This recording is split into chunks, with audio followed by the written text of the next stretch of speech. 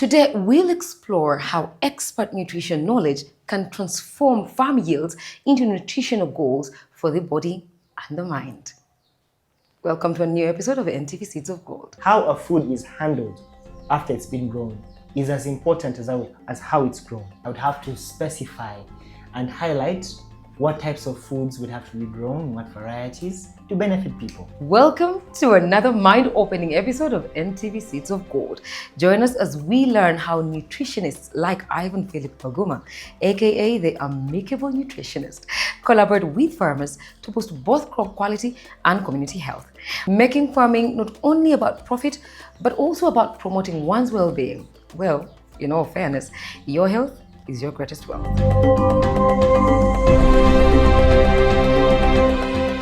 So we get to meet the amicable nutritionist himself, Ivan Philip. It is nice to put a body to the name and the photos. Nice to have you on the show. Thank you. So, of course, the first question is why the amicable nutritionist? What guides that title? Well, for starters, amicable is a word that refers to warmth and friendliness. Mm-hmm. So I'm referred to as the amicable nutritionist because of how friendly, non-judgmental, and warm I am with my clients. So it's a direct contradiction to the popular nutritionists, who are quite restrictive and very, I don't know how to talk about it. It's not very amicable. To put it simply, I'm from the slopes of Mount Elgon. We eat bamboo shoots and banana, mostly. We have other stuff, but mostly. And I'm going to look at the average family from my village in Namisindo. So they are going to eat the bamboo shoot and the matoke. When you look at people like that, how would you advise them to better their nutrition affordably? Because you're looking at a country where 3/4 of it lives on less than $1 a day, but they want to be healthy, you know? So how are we going to get this across? That's a very important question. And to answer that, I'll start with this. In such regions, they have staple foods they grow. Yeah. However, I can encourage them to do mixed cropping. You can grow alongside your staple food other foods. So in other words, you don't have to do away with your bamboo shoot or the banana. You just have to add maybe some nakati in the soil, some other things in there, just to grow alongside. Yeah. Add a variety of other fruits. You can plant a mango tree somewhere. You don't have to depend only on the banana. So the variety is key when it comes to having a healthy diet. Yes, that's how it affordably can be done. You grow your own food, backyard farming. Yes, it's very affordable, simple, and can be done by literally anybody, anywhere. Even if you are not in the slopes of Mountain Elgon, you could be in an apartment. You could use your balcony. You know? Exactly. You just get a bucket. Just do something there. Grow some mint, some small herbs in there, just to make your life much more rich. From guiding farmers on how to grow nutrient-rich varieties to educating communities on the value of a balanced diet, nutritionists play a significant role in adding value to farming. They work alongside farmers to ensure that every yield, whether it's a vegetable, fruit, or grain, can be optimized to offer the highest health value. Let's talk value addition and how farmers can get their produce and make it, nutrient rich while they add value at the same time. So what are some of those crops that a farmer can grow, add value, and still get something really nutritious? Give these farmers some tips. All right. In terms of value addition, there are many ways you can do it. There's first can be by processing it. You don't have to sell it the way you bought it, like the way it's out of the farm. You could dry it. For example, if you're using the fruits, you could use a fruit dryer, the dryers. That preserves them for longer and makes them easier for export. Of course. That's one. Two, is biofortification. You can actually add nutrients to the actual food. Like vitamin A can be added to sweet potatoes. You can add zinc to maize. You can add iron to beans. Those are common practices that you can employ to make it more nutrient dense. The other thing you can look at is the soil quality. There are ways you can inoculate some microorganisms into your soil. You can inoculate some nutrients into your soil. Inoculating is adding it. You're funny. To your soil and makes it much more nutrient rich. So you find that the extraction, when the thing is finally ready, it's a lot more nutrient rich. So those are some of the ways you can do it. But you did mention processing. Yes. You see, some farmers worry, and we the consumers, we worry that when someone says it's a processed food, it's a processed product. People worry that when something is processed, then the nutrient value goes down. You know. I see that. I think it's a fair and very valid concern. However, some of the benefits outweigh the negative side of processing. For example, if you have a big, bountiful harvest, you may not be able to sell all of it at once. People may not eat all that food at once. And in case you do not preserve them through a process, you might lose everything, or people who need that food from far off places will not get it in time. That's true. They may lose the food, so you lose the food altogether. So processing has its benefits. Of course, wherever possible, eat the whole, real, and processed food for yourself. Of course. And for those near you, and for those you can directly deliver to. But if you must export this food, if you must send to a further place, processing it is better. And if you want to make more money, also processing it is better. There are certain things we sell in Uganda. Maybe, for example, we sell cocoa beans. Yeah. However, the same comes back to us as chocolate. 100% more expensive. Yes. So processing is not that bad for some things. You know, you're looking at things like tea. In Uganda, I'm yet to find a supplier who actually makes in their factory matcha grade of tea, ceremonial grade. Yet in the wellness industry, it's a big frenzy. Matcha tea, matcha tea, matcha tea. But here we grow the plant, same plant, Camellia sinensis, same plant. But the way it's processed preserves the nutrients in such a way that it's so dense and has 137 times more antioxidants than ordinary green tea. So it's much more marketable, and also has more health benefits compared to the black tea. Yet I have no offense against black tea. Really? Yes. Don't you? No, but you could process it to make it much more nutrient dense. That is true. That is So true. that's, some processes actually make food more nutrient dense. Yeah. Some might lead to losses, but others actually make it more nutrient dense. Yeah. Now, just that's the thing. Very few people are aware that when you process certain things a little bit more, it's actually for their benefit. And now we are learning the tea thing here. And I was 2 years old when I learned the tea thing. You know, it's seeds of gold. We get to learn things, right? You have all the knowledge that you need. Well, I wouldn't say all. Every day you learn something new, and you cannot stop learning. No, you can't. And you always you can't even dismiss it. Yes. But you do have a good head on your shoulders, and you've taken time to understand, you know, the whole how nutrients can be upped or, you know, added to produce from farmers. So what exactly do you do here that could, you know, aid farmers? The biggest focus of what I do here would be education, information, advocacy. That's one. However, you realize that telling somebody that if you eat this kind of food or if you have this kind of tea and you don't have it, it's not very beneficial. That's true. So I also stock certain types of teas and maybe some powders and some what they call natural remedies.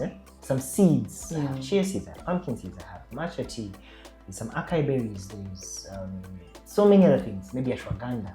That's an Ayurvedic kind of herb that really helps when it comes to stress management. So there's so many things. Maca is just a cruciferous vegetable. It doesn't necessarily grow here. So some things may not necessarily be from our soil, but we can pick a leaf or a branch from other communities that have learned how to process these foods and make them ready for export and for sale.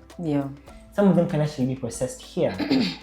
I know I have some colleagues of mine who grow lavender, they grow some natural herbs, some natural fruits and vegetables and the like. So those kind of things can be made in various forms. So what I have here is I make them available to people. If somebody has a product that has health benefits, I like to call them superfoods. The superfood is a food that has, besides its high nutrient content, it has high research and studies done on it that actually show evidence that it has a health benefit or claim to health, something like that. I usually make them available for people to use. I can also recommend what blends they can make for those that do the food processing. Maybe I might want a blend of some berries, maybe a blend of some teas for particular health benefits. Yeah. That's another thing I do. So first would be the information, second would be the products, thirdly would be the meals themselves. So here I also encourage the fruits intake and vegetable intake and healthy eating. So I do that both by, of course, talking, but also by asking a team to prepare that food for people. Yeah. And so they can actually have a demonstration of how this food can be like. So we can show them how to do it at their own homes. Yeah. That's more sustainable. Of course. But also for those who are very busy in their corporates, we make sure that people in Kampala here, those are from Hidden Hunger. Had a Hidden Hunger? This is where somebody actually eats food, they feel satisfied with all the macronutrients, the cassava, the posho, whatever it is, beans, but then they have a lot of micronutrient deficiencies. So those micronutrient deficiencies whereby you lack the necessary vitamins and minerals to go through your day daily. The vitamins B's, the vitamin A's, the zincs, those things can be missing in your diet because you eat a lot of ultra processed food. So we said processing is not a problem. But then there is. But ultra processing is now a problem where the food has low food value, nutrient, it's very just energy dense, no nutrients in it. So just putting it in your stomach, just feeling up. There's that. I hate to leave you hanging, but do not worry. Right after the commercial break. My mom actually passed on very prematurely due to non-communicable challenges. Bukola Chemical Industries brings us the farming opportunities. You wouldn't want to miss it.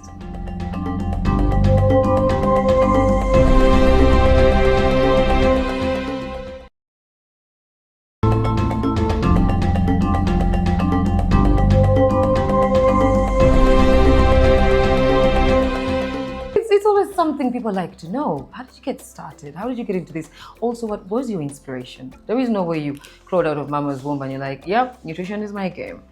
You know? So what was your inspiration? What's your drive? And how did you get started? Because everybody out there, they're quite afraid to get started. I mean, if they look at your background, this wood is not cheap, sweetie. But people need to know that they can get started. All right. You've asked a very pertinent question, and you've been hinting about it twice. You might have done it unknowingly. Yes, you mentioned the mother's womb. Yeah. You mentioned, I think, mama's pride, these kind of things, and it's very important to me. I'll tell you the truth. How I ended up into this industry was purely, I would say, divine for starters. Yeah. Inspiration, divine. You just follow the instructions and you get to where you're getting to. However, some of the key parts of the story, I would say, began when I had my mom actually passed on very prematurely due to non-communicable challenges. We say kidney challenges, diabetes, and high blood pressure. So I was the youngest at the time, and I watched the journey. So you wondered, how come she's not getting better? She's been on meds for 20 years. You know, she's been on seeing doctors for so long. What are they missing? What is the gap? Then I eventually realized the gap was nutrition. Because despite how good the medical care can be, if nutrition is not done properly, you'd have a disaster. Yeah. So just from that experience, I first started, I want to become somebody who's a very good doctor. Maybe nobody will have to die. But afterwards, when I kept on learning about medicine and biology and physiology and all that stuff, I learned that the medical doctor does medicine. They do give medicine. So I realized that couldn't help the person I was trying to help. Yeah. So I focused more. I think I entered the classroom of nutrition. It was a lecture room. The lecturer now, he's I think the president of the Africa Nutrition Societies of Uganda, Africa literally. He said that when you learn this course, that's human nutrition, you will actually be able to prevent these diseases like diabetes, blood pressure, and high blood sugar and all that Kidney stuff. Kidneys and everything. So I said, what? I'm in the right place. Yet that was like my third choice.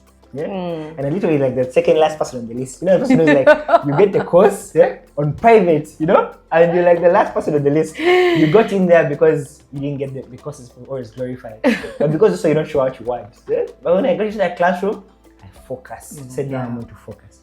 So I really focused. I actually did my books properly. I actually focused in class. I even became president of the association, my nutrition. So I began from school. So in school, we began those small clubs, like an association, where we used to actually process the food. Like we'd make maybe say sweet potato cake, You get that, eh? Really? Yes. Like you try to have an alternative to gluten cake. Yeah. You want to have a nutritious cake that's much more nutritious.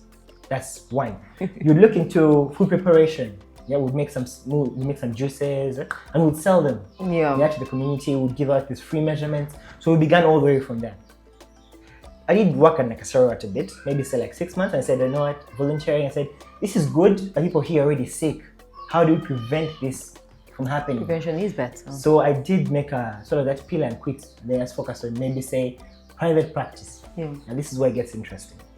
So of course people are concerned, saying, when weren't you doing a job? Why aren't you doing things? Why aren't you being serious? So they offered me some money to start business. I think they offered me about 500K. Yeah, 500,000. You can actually, not one cheek. Eh? That's to start something. So I used that to buy, like I tried to make smoothies because my aim at the time was to end hidden hunger. Yeah. It was like a big deal, I thought. Maybe people go around every day, eat food, they have an abundance of food, but they have micronutrient deficiencies. So I began with that. I bought some, maybe blender, you know those things, get some packages for juice, all those simple things, right out of campus. However, I quickly realized that honestly speaking, when you're doing business, it's not about excitement. You know? My first business actually collapsed. That one actually collapsed full throat. I called it juice up. Collapsed flat. Because I was the one who makes the smoothies. I'm a nutritionist. I'm the accountant also. I also do the sales. But also I procure the things, I go and buy them. So it wasn't really good business sense. I didn't know enough about business to run business at the time. So I decided, let me first now learn from people who are already doing business. So fortunately, there was a famous doctor, Dr. Kasanini. I'm sure you've heard of him everywhere. And he was hiring nutritionists. So I was very reluctant initially. But I said, I didn't want to be employed. But I said, let me try it out and see what I can learn. And he was a very good mentor, you know, when it comes to business, because he was running a business that was nutrition centered. Yet he was a medical doctor. So I got to see how this can actually be a business or a venture that you can actually do as a career. Because I didn't see how that would fit, because many people are into public health, they're into the NGOs and into the refugee camps. I was like, where do I fit? Because I want to solve a different problem for the overnourished person who needs that help. Now, for 2 years I was with him, I did that for a bit, and then I was headhunted by another company. And now, when I was with Kasanini, I learned a lot when it comes to Dr. Kasanini, I learned a lot when it comes to programming, health. Because in doing health, you don't handle somebody, let's say, have a meal plan, go home. You program it. You have to do the follow-up calls. You have to give the prescription, maybe some products, if necessary, to support them. You have, besides the meal plan, you'd have to also deal with the other issues. Or if they have diabetes and other diseases they have, you have to deal with those as well. So programming to handle somebody from start to end to get a result. Then when I was headhunted by this company, that was Nella Organics. So when I was there, the interesting thing was that now here, I got to learn about these products. You get it? Yes. Because besides having nutrition knowledge, helping you to lose your weight, diabetes, all those things, there was that gap in terms of people not wanting natural things. They think maybe anything that's natural maybe is not very classy. So the challenge we had to deal with was, how do we make this chai or tea from the garden very, very attractive to you? Less witchcraft looking. Exactly. Not some todomola which you get drink what? With actual maybe standardized portions and proper labeling, safe processing and all that. So that bit coming. And with that, I think eventually I did even another company which was called Vyakula. That was for food and beverage. Food, like delivery, food, did the same thing in Nella. Then eventually I branched out to here. I'm a nutritionist to run this. And when I was here, I wanted to focus more on, let's say, the service bit of it. Because there's products, there's the medical bit of it, there's the, let's say, the food you can get anywhere, the products can be bought somewhere, because those challenges have now been solved in the food chain. At least they need more people to come and join them, but they are still, at least they're a bit fair enough. So I'm focusing now on the service bit, because the individual person, how do they get to understand this, and how does it apply in their life today and now? Should they just buy a tea off my shelf or some pharmacy, or should they actually get a conversation with me, consultation, and understand how best to do it for themselves? So that's how I began. Of course, it began with 500K by that time. Yeah, I lost all of it. But then eventually, I did have some employment bit here and there. I worked with a couple of companies, yes, to learn business, learned health. I learned the business bit from Nella and food processing bit. And then I came to the part now where I'm like, now I understand what these things are all about. Now I want to focus on how do I help a person who's like my mom. You get it? Yes. Because they would need more personalized care. Someone to hold their hand. It's not very easy to do a diet change. It's more psychological than it is knowledge. That's true. I could teach you all the diets you want to learn. I could give you all the meal plans online if you wanted. But you need that support, that hand holding, yeah, to just get you to the place where you say, how do I eat this food healthy? Don't make it a burden. You want to change, we change that, you know? You feel like, oh, I don't like this type of food. We change that. It's not that don't eat it because it's healthy. There are options, you know? There's more to it than just, let's say, eat leaves and be excited. Please, you can eat chicken healthily, you know?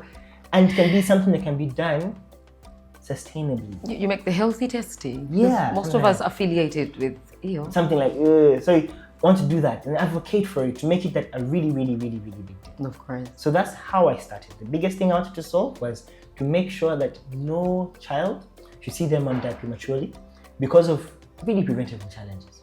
Very preventable challenges. Literally, lifestyle. Maybe you could say exercise, healthy eating. It's not emphasized enough. Yeah. Yes.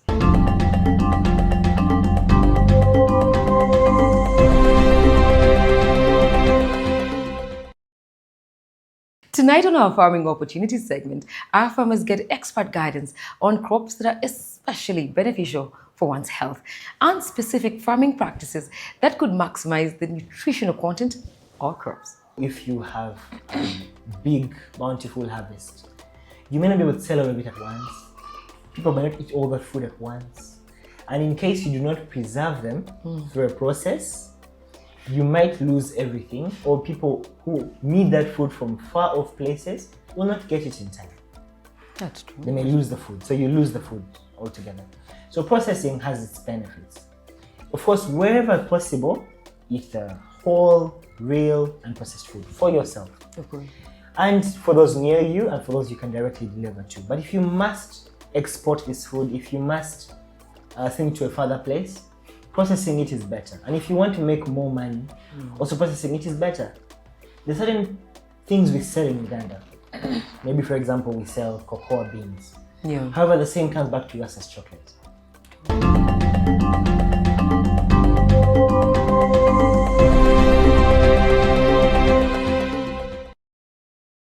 Talk to me about what we have here, why we should have this.